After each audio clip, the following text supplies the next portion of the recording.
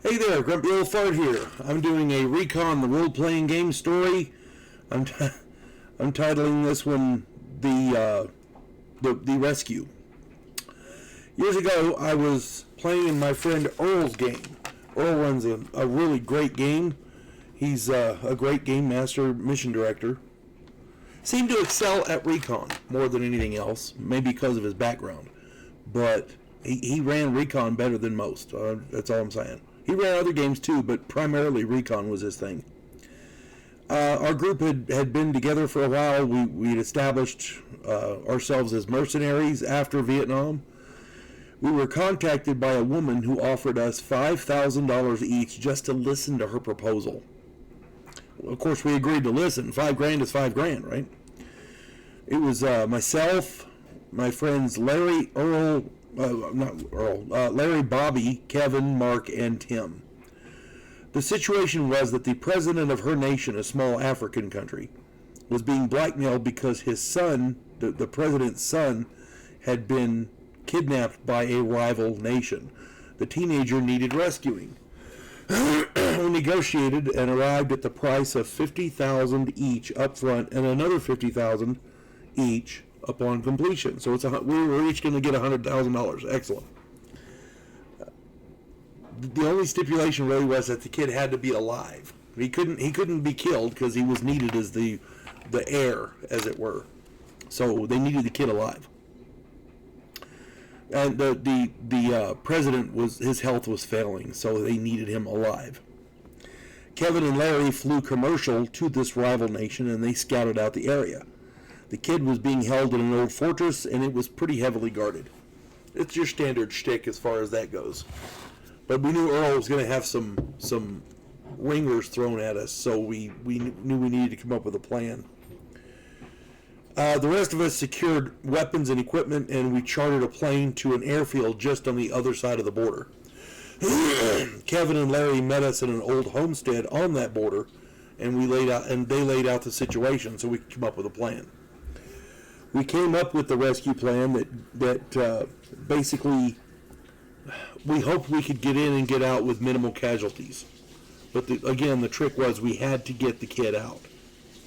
We geared up. Kevin and Larry had secured an old truck, and we used it to get within 5 miles of the fortress. Tim and Mark found a cave for us to hide out in while we made preparations to effect the rescue. Tim would act as overwatch with his sniper rifle. Mark would act as support with law rockets and his grenade launcher. Bobby found a spot near the gates and set up his M60. Kevin, Larry, and I would sneak in at 0400. They had extensively studied the layout and knew the security setup. The kid was being kept in a shack just off the main building. We scaled the wall and made our way to the building. I stood guard while Kevin and Larry eliminated the sentry and freed the kid. I then killed both sentries on the main gate. We fled through the main gate on foot as the alarms blared. We ran down the road, and when several guards ran out of the gate, Bobby mowed them down with his M60. As Bobby ran to catch up to us, the enemy guards gave chase in a jeep, a troop truck, and an armored car. Mark made short work of the jeep with a law rocket, which stopped the other 2 vehicles. He then used more rockets to take them out. When he was exhausted of these law rockets, law is a light anti-tank weapon. It's a disposable one-shot rocket. Once he was out of those, he grabbed his M79 grenade launcher and ran to catch up. We got to our truck and we went to get Tim. He used his sniper rifle to eliminate several guards and discourage pursuit. We picked him up and fled for the border. Once we made it to that airfield, the mission was pretty much accomplished. It was a standard rescue mission, but Earl had the trick was we had outplanned Earl on that one because usually he comes up with some ringers to throw at us, but our plan eliminated the ringers without us ever finding out what those ringers were. And to this day, I still don't know what they were. So yeah.